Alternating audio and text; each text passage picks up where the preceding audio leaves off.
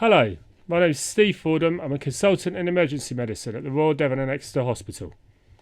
And my name's Toby Nelson, and I'm a junior doctor currently working in the emergency department.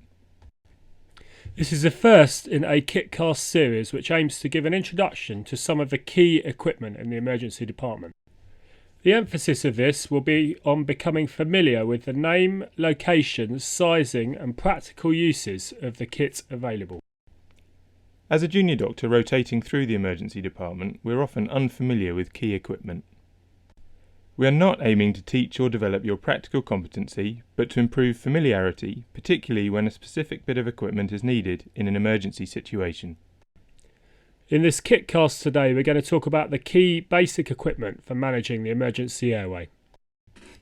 Different resus rooms and different departments will present this kit in different ways. In Exeter, we have the traditional grab board, but in other departments there may be bespoke cabinets or airway trolleys. On the grab board you'll find some adjuncts to basic airway techniques, which are sometimes helpful and often essential to maintain an airway. We're going to talk through the main bits of kit on this grab board. High flow oxygen can be delivered using a reservoir bag mask. This should be connected to the wall oxygen supply and the bag inflated by occluding the valve prior to putting on the patient. Starting with some basic airway adjuncts, the oropharyngeal tube or Goodell airway is a curved plastic tube flanged and reinforced at the oral end to ensure that it fits neatly between the tongue and hard palate. An estimate of the size required may be obtained by selecting an airway with a length corresponding to the vertical distance between the patient's incisors and the angle of the jaw. The most common sizes are 2, 3 and 4 for small, medium and large adults respectively. In general, an oropharyngeal airway that is slightly too big will be more beneficial than one is slightly too small. The nasopharyngeal airway is made from soft malleable plastic, beveled at one end with a flange at the other. In patients who are not deeply unconscious, it is tolerated better than an oropharyngeal airway. The tubes are sized in millimetres according to their internal diameter, and the length increases with diameter. Sizes 6 and 7 are suitable for adults. If ventilation is compromised, or if you want to augment oxygen delivery, for example to pre-oxygenate a patient prior to RSI or procedural sedation, then a face mask with self-inflating bag could be used. The face mask will need to be sized appropriately to create a seal on the patient's face. For an adult, this will tend to be size 4, which is green, or size 5, which is orange. It is important to pay attention to adequacy of seal, particularly in the bearded patient or in those with secretions around their mouth.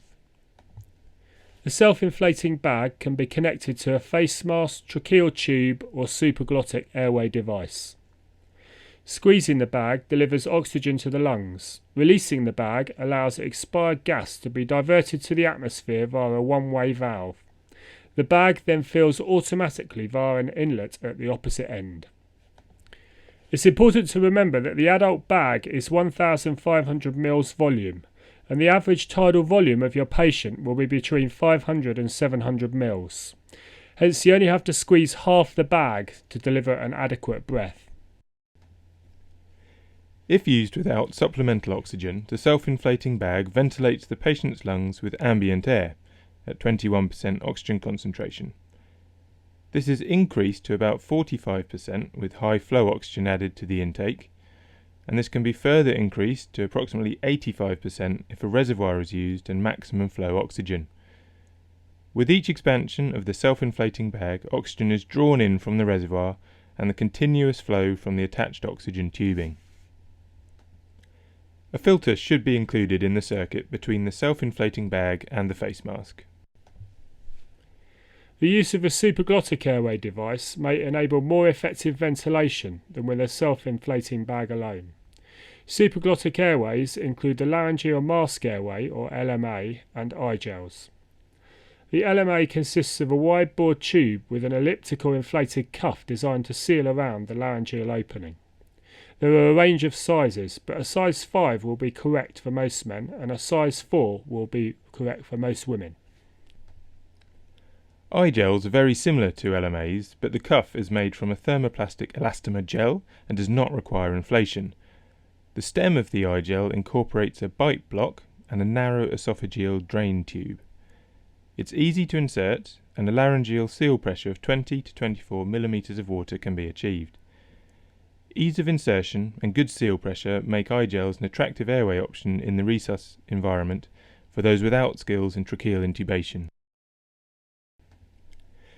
It's important to stress that LMAs and eye gels do not guarantee protection of the airway from gastric contents. Having said that, pulmonary aspiration during use of supraglottic airways is uncommon. They do provide protection from aspiration from above the larynx if correctly inserted. Tracheal intubation is perceived as the optimal method of providing a secure airway. In the resus room, provision of RSI and intubation requires a high level of skill and competence and will generally be performed by a senior-led team. Essential equipment includes a laryngoscope. First choice would normally be a curved Macintosh blade. Size 3 would be adequate for most patients, and a long blade will also be available. To set up the laryngoscope, the blade clicks onto the handle, and when it's opened, the light will come on automatically. A selection of cuffed endotracheal tubes will be available, and the size is measured by the internal diameter of the tube in millimetres. Sizes 6, 7 and 8 will generally cover the immediate needs of adults, 8 for a male and 7 for a female. The tube cuff should be checked using the syringe available and should be lubricated before insertion. After successful insertion, the cuff should be inflated and the tube secured using the tape available.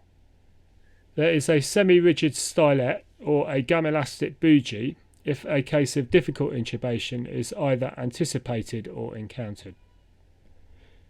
There are a selection of forceps available, including McGill's forceps, which can be used for retrieval of foreign bodies, aiding intubation, and when inserting nasogastric tubes in the ventilated patient.